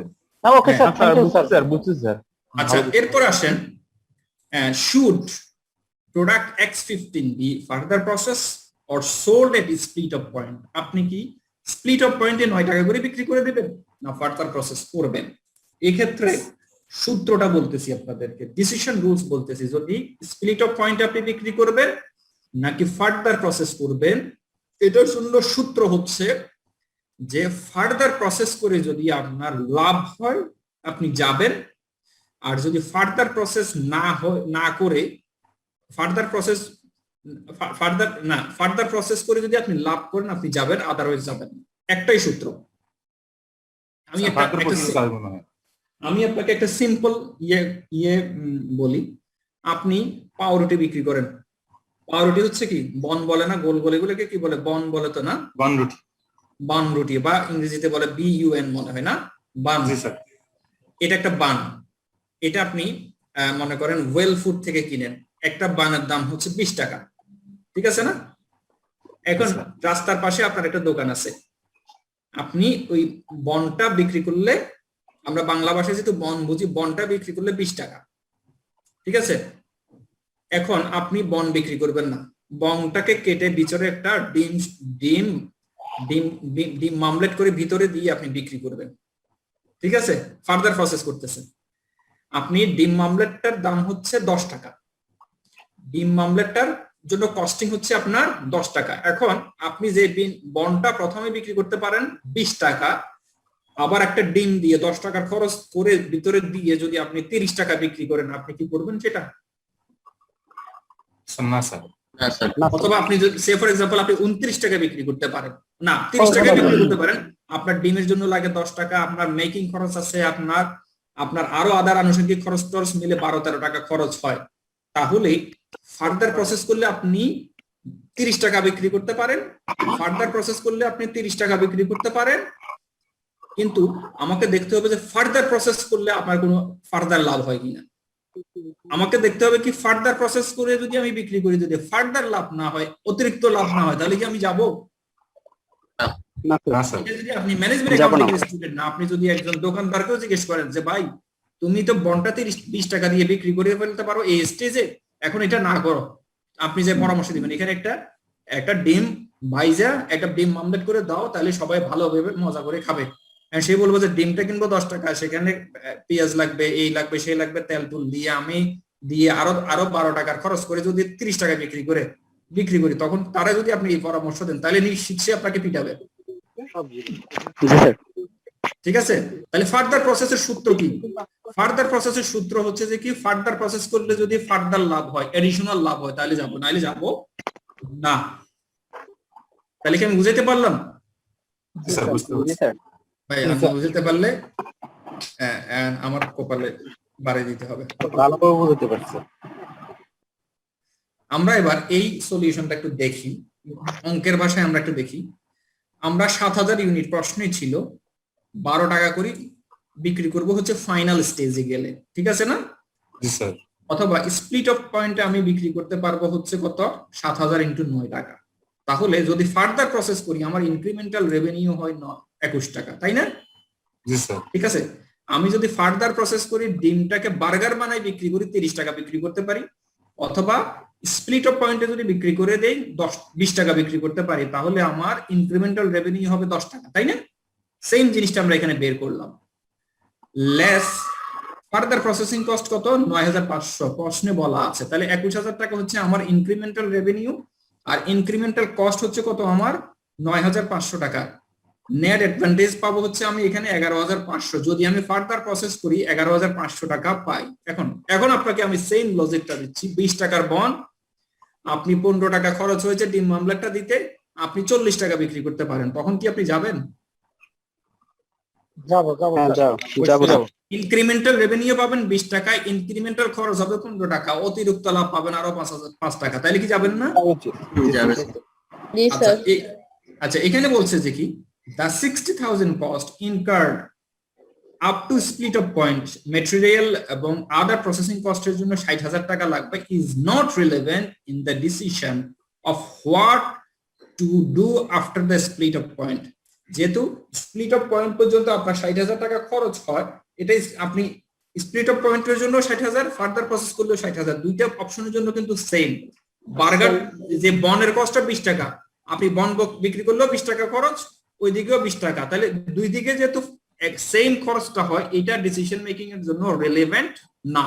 আপনার জন্য রিলেভেন্ট কি, ফার্দার প্রসেসিং এর জন্য ইনক্রিমেন্টাল রেভিনিউ কত হচ্ছে, ইনক্রিমেন্টাল কস্ট কত হচ্ছে, এর থেকে যদি কোনো অ্যাডভান্টেজ আপনি পেয়ে যান, দেন আপনি ফার্দার প্রসেস হবেন, আদারওয়াইজ হবেন না। স্যার 60,000 টাকার বিষয়টা হচ্ছে, ও ভাই আর প্রশ্ন করেন না, আমরা আরেকটা প্রশ্ন দেখবো, বাকিটা নিজে নিজে বুঝেন। স্যার লাস্টের 2 লাইনে সবকিছু আছে স্যার। এইগুলোর প্র্যাকটিসের জন্য কোন বইগুলো ভালো হবে স্যার? হর্নগেন এবং গ্যারিসন, এবং এই অঙ্কগুলো হর্নগেন অনেকগুলো প্রশ্ন আমরা পেয়েছি, যেমন হর্নগেনের এই যে 11-22 নম্বর অঙ্ক হর্নগেন থেকে আসছে, প্রচুর অঙ্ক হর্নগেন এবং গ্যারিসন থেকে আসে। এই ক্ষেত্রে হর্নগেন গ্যারিসনের দোনোটা অঙ্কে যা যা অঙ্ক আছে সব করে ফেলতে হবে, ঠিক আছে? আমাদের এটা গ্যারিসনের 13 নম্বর অঙ্ক স্যার। ও ভাই আমি এটা ওয়েক্স প্রো, জি স্যার। এটা গ্যারিসন থেকে আসছে শিওর? জি স্যার, এই আমার সামনে আছে। আচ্ছা, তাহলে আমি এটা খেয়াল করিনি। জাকির ভাই তো পড়ে সব শেষ করে দিল স্যার। এটা এডিশন 16 স্যার। হ্যাঁ ঠিক আছে, ঠিক আছে ভাই পড়ে শেষ করতেছি না স্যার, দেখতেছেন। Thank you. এই ধরনের কিউরিওসিটি থাকা ভালো। কিউরিওসিটি না থাকলে সমস্যা। আচ্ছা, আমরা আরেকটা প্রশ্ন দেখি। এটা যেহেতু গ্যারিসন, পরেরটাও গ্যারিসন হবে I think. Imperial jewellers is considering special order. আমরা গত ক্লাসে যখন স্পেশাল অর্ডার প্রশ্ন নিয়ে দেখতেছিলাম, হ্যাঁ স্যার বলেন। ঠিক আছে। আচ্ছা, যখন স্পেশাল অর্ডার নিয়ে আমরা দেখতেছিলাম তখন একজন বললো যে স্যার এটা তো সিলেবাসে নাই। এখন কি আমি সিলেবাসটা আপনাদেরকে পড়াই চলে যাব নাকি অতিরিক্ত যেগুলো আসতেছে সেগুলো পড়াবো? বলেন স্যার সবগুলোই দেখেন। সবই পড়াইবে। আচ্ছা, ইম্পেরিয়াল জুয়েলার একটা কোম্পানির নাম, considering special order 20 handcrafted bracelets. Handcrafted এটা 4 নাম্বার ব্রেসলেট অঙ্ক স্যার, গ্যারিসন। গ্যারিসন না? ওকে, এটা গ্যারিসন। যেহেতু গ্যারিসন একটা পেলেন, অবশ্যই গ্যারিসনই হবে। গ্যারিসনের কত নম্বর পেজে? আচ্ছা 11 কোশ্চেন স্যার। আচ্ছা, আমরা একটু দেখি ভাই, আরেকটু প্রশ্ন নাই করেন, কারণ আমাদের একটু শেষ করতে হবে। যেহেতু গ্যারিসনের অঙ্ক এটা সহজ হবে। 20টা হ্যান্ডক্রাফটেড ব্রেসলেট লাগবে to be given as gift to members of the wedding party. আপনি বিয়ে করবেন, 20টা ব্রেসলেট বানাবেন, এই 20টা ব্রেসলেট নিয়ে আপনার যে আত্মীয় স্বজন আছে তাদেরকে গিফট করবেন। The normal selling price of the bracelet is টাকা 189.95 টাকা এবং ইটস ইউনিট প্রোডাক্ট কস্ট হচ্ছে 149 টাকা, যার ব্রেকআপটা নিচে দেওয়া আছে। আমি বাংলা ইংরেজি মিলেই পড়তেছি, আমাকে নিয়ে হাসাহাসি করেন না। Direct material, direct labour, manufacturing overhead 20 টাকা, 16 প্লাস 4, এটা কিন্তু প্রশ্নে দেওয়া নাই, এটা আমার নিজের হাতের লেখা। ইউনিট প্রোডাক্ট কস্ট হচ্ছে টোটাল, তাহলে যোগ করলে 149 টাকা। তাহলে আমরা যতটুকু পড়লাম ততটুকু আবার একটু পড়ে নিই। ইম্পেরিয়াল জুয়েলার্স একটা স্পেশাল অর্ডার পেলেন, 20টা হ্যান্ডক্রাফটেড ব্রেসলেট তাকে তৈরি করে দিতে হবে এবং এগুলোর নর্মাল সেলিং প্রাইস হচ্ছে 189 টাকা 95 পয়সা এবং এগুলো তৈরি করতে খরচ হয় হচ্ছে 149 টাকা।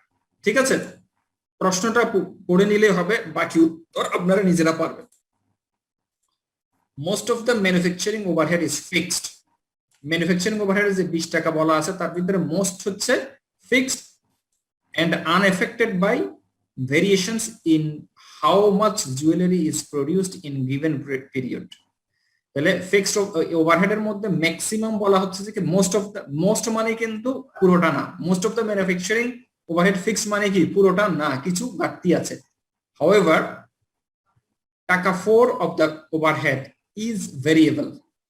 মানে এত কাহিনী করে বলার দরকার ছিল না, বলে দিলে পারতো যে ভেরিয়েবল ম্যানুফ্যাকচারিং 4 টাকা, ফিক্সড ম্যানুফ্যাকচারিং ওভারহেড 16 টাকা, কিন্তু আপনাকে সহজে কোনো কিছু বুঝাই দিবে না, আপনাকেও কিন্তু কষ্ট করতে হবে। However, 4 of the variable overhead is variable with respect to the number of bracelets produced. Acha, the customer who is interested in the special bracelet order would like to special filigree applied to the bracelets. এখন যিনি আমার থেকে special order নেবেন তিনি বলছেন যে আমারটা একটু স্পেশাল করে দিবেন। আপনি যেটা মার্কেটে বিক্রি করেন তার সাথে যদি নতুন কিছু অ্যাড না করে দেন তাহলে আমি নিব না। উনি বললেন যে আমার এখানে কিছু আরেকটু ফিলিগ্রি করে দিবেন, আরেকটু কারুকার্য করে দিবেন।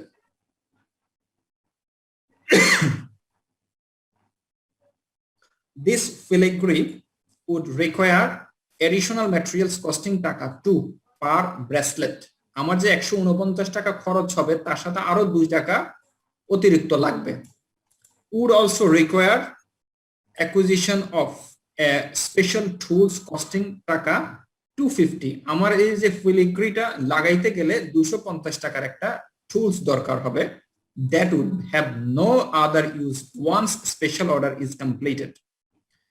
স্পেশাল অর্ডারটা কমপ্লিট হয়ে গেলে ওই যে টুলসটা আমি নিব ওই টুলস আর কোনো কাজে আসবে না। This order would have no effect on the company's regular sales and the order could be fulfilled using the company's existing capacity without affecting any other order. আমি যদি এই অর্ডারটাকে অ্যাকসেপ্ট করে নেই, আমার এক্সিস্টিং ক্লায়েন্টকে এটা এফেক্ট করবে না এবং এক্সিস্টিং ক্যাপাসিটিরও কোনো সমস্যা হবে না, মানে আমার অতিরিক্ত ক্যাপাসিটি আছে। প্রশ্ন কি বুঝলাম কিনা বলেন? অনেকক্ষণ লেকচার দিলাম, এবার আপনারা বলেন। আচ্ছা, required, what effect would accepting this order have no company's net operating income if the special price is taka 169.95 per bracelet is offered for this order? Should the special order be accepted at this price? তাহলে প্রশ্ন হচ্ছে দুটো, যে আমি যদি এই অফারটা accept করিনি, কোম্পানির নেট অপারেটিং ইনকামের এই প্রাইসের এফেক্ট কি হবে, এবং আমি এটা অফারটা অ্যাকসেপ্ট করব কি করব না। আমাদের স্পেশাল অর্ডারের ক্ষেত্রে কিছু ডিসিশন রুলস ছিল। নাম্বার 1 রুলস হচ্ছে যে স্পেশাল অর্ডার নিব যদি আমার এক্সিস্টিং ক্যাপাসিটি বা এক্সেস ক্যাপাসিটি থাকে। তাহলে প্রশ্নই বলে দিল যে আপনি যদি এই অফারটা অ্যাকসেপ্ট করে নেন, এক্সিস্টিং ক্যাপাসিটি আপনার আছে, এটাতে কোনো এফেক্ট করবে না, ঠিক আছে। এবং আরেকটা জিনিস আপনাকে মনে রাখতে হবে, যদি স্পেশাল অর্ডার নেন, এক্সিস্টিং মার্কেটে যদি এটা এফেক্টেড হয় তাহলেও কিন্তু নিবেন না। এখানে কিন্তু দুটোই আপনার কনসিডার, দুটো জিনিসই আপনার কোয়ালিফাই করলো। নাম্বার 1 কোয়ালিফাই করলো হচ্ছে আপনার ক্যাপাসিটি আছে, নাম্বার 2 কোয়ালিফাই করলো হচ্ছে যে কি এটা নেওয়ার কারণে এক্সিস্টিং যে রেগুলার কাস্টমার আছে তাদের কোনো প্রবলেম হচ্ছে না। এরপর দেখতে হবে কি যে আমি যদি এই অফারটা অ্যাকসেপ্ট করে নেই, আমার নেট বেনিফিট কি। আমি জানি যে এখানে 149 টাকা আমার খরচ হয়, এরপর আরো 2 টাকা অতিরিক্ত খরচ হবে, তাহলে 151 টাকা প্লাস 250 টাকা আমার একটা টুলস লাগবে, 250 ডিভাইডেড বাই 20টা, তাহলে পার ইউনিটে কত হবে? 250 টাকা আপনার খরচ হয় 20টার জন্য, তাহলে 12 টাকা 50 পয়সা আপনার খরচ হবে, প্লাস 2 টাকা অতিরিক্ত খরচ, প্লাস 149 টাকা আগের খরচ, দেখা যাচ্ছে 163 টাকা আপনার খরচ হয়ে যাচ্ছে, কিন্তু আপনি পাচ্ছেন 159 টাকা 95 পয়সা, তাহলে আমার সূত্রের মধ্যে পড়ে যায়। এখন আমরা আমাদের সলিউশনটা একটু দেখে নিই। প্রথম হচ্ছে যে কি প্রশ্ন হচ্ছে যে কি আপনি যদি অফারটা অ্যাকসেপ্ট করে নেন, আপনার রেভিনিউ অপারেটিং ইনকামে এফেক্ট কি হবে, এটার মধ্যে এটার নেট ইনকাম কত বাড়বে, আর আরেকটা হচ্ছে যে কি আপনি এটা অ্যাকসেপ্ট করবেন কিনা। আচ্ছা, আমরা একটু করি। Only the incremental cost and benefit are relevant. In particular, only the variable manufacturing overhead and the cost of special tools are relevant overhead cost in this situation. The other manufacturing overhead costs are fixed, are not affected by the decisions. আমার incremental revenue যদি এই অফারটা নেই, আমি 159 টাকা করে 59 টাকা 95 পয়সা করে আমি বিক্রি করতে পারবো, আর 20টার দাম হবে গুণ করলে 3399 টাকা। আচ্ছা, এটা তৈরি করতে গেলে আমার কি কি খরচ হবে? Direct material, direct labour, variable manufacturing overhead, fixed manufacturing আমার জন্য রিলেভেন্ট না, কারণ এটা এখানে এটার কোনো এফেক্ট নাই। Variable manufacturing over special filigree দরকার হয়, এই টাকাটা টোটাল কস্ট হচ্ছে 2700 টাকা, প্লাস স্পেশাল এই যে টুলসটা আমার দরকার হয় এই টাকাটাও আমার খরচ হবে, তাহলে টোটাল খরচ হবে হচ্ছে 2950 টাকা, আর আমি বিক্রি করব হচ্ছে 3399 টাকা। বিয়োগ করলে এই ইনক্রিমেন্টাল নেট অপারেটিং ইনকামটা আমার আসবে এই অফারটা যদি আমি অ্যাকসেপ্ট করে নিই। Even though the price for the special order is below the company's regular price for such an item, the special order would add to the company's net operating income and should be accepted. This conclusion would not necessarily follow the special order affected the regular selling price of bracelets, or if it required the use of constrained resources. এই ধরনের কোনো কথা বলা নাই, so আমরা এই অফারটাকে accept করে নেব।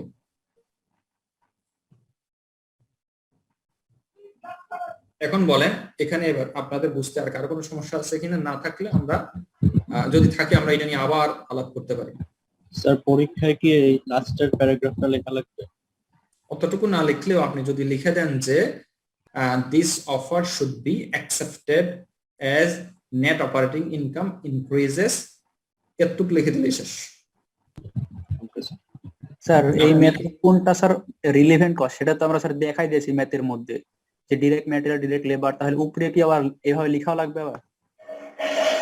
উপরে কোনটা বলেন, কোন লেখাটা? স্যার ওই যে উপরে যে ওই যে অনলি স্যার ও আচ্ছা, এটা না লিখলেও চলবে, কারণ আপনি এটা তো হচ্ছে আপনার আন্ডারস্ট্যান্ডিং এর জন্য লেখা হয়েছে, তো এটা যদি আপনি না লিখে অঙ্ক করে দেন, আপনার ইনক্রিমেন্টাল রেভিনিউ কত হচ্ছে আর এটার জন্য ইনক্রিমেন্টাল কস্ট কত হচ্ছে, এই রেভিনিউ পেতে গেলে 169 টাকা 95 পয়সা যদি আপনি এটা বিক্রি করেন, তার জন্য কত টাকা খরচ হবে, এটা দিয়ে যদি আপনি অঙ্কটা করে দেন, আরো শর্টকাট বা আরো কোনো অ্যানালিসিস দিয়ে আপনি করেন, তাহলেও কিন্তু হবে। Thank you sir. আর এই ম্যাথগুলো তো স্যার ঘর টানতে হবে না স্যার? আর এইভাবে দেখেন, আমি এটাকে আবার অন্যভাবে করে আসছি। দেখেন, আপনি যদি ওই পণ্যটা তৈরি করেন, তাহলে আপনার ডাইরেক্ট ম্যাটেরিয়াল এত লাগবে, লেবার এত লাগবে, ভেরিয়েবল ম্যানুফ্যাকচারিং এত লাগবে, টোটাল 133 টাকা। এখন আপনি দেখেন, আপনার ইনক্রিমেন্টাল রেভিনিউ হচ্ছে 195,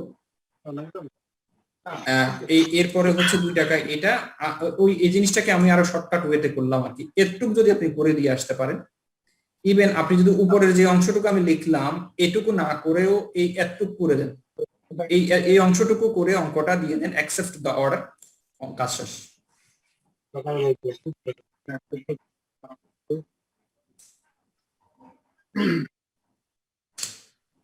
স্যার আর কারো কোনো প্রশ্ন?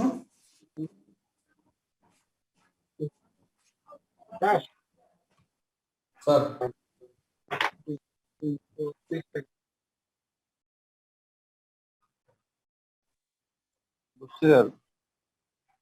স্যার সবাই কি বুঝে গেছেন? স্যার এই ম্যাথগুলো কি ঘর টানতে হয়? জি আলহামদুলিল্লাহ স্যার। আমি কি কোথাও এখানে ঘর টানছি? জি না স্যার। তাহলে আপনারা টানা দরকার নেই। যে একটা লাইন যে স্যার বলেছিলেন sir, this offer is accepted because net operating overhead is operating income, net operating income increases by টাকা 449। Thank you. আমি কিন্তু অত কথাও লিখিনি।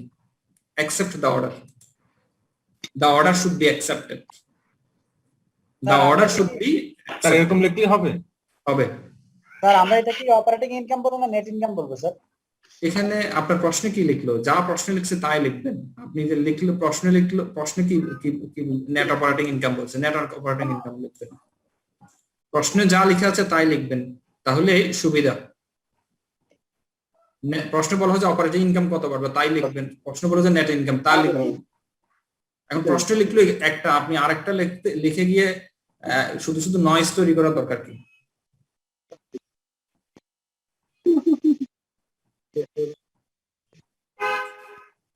স্যার আর কারো কোনো প্রশ্ন? না স্যার। স্যার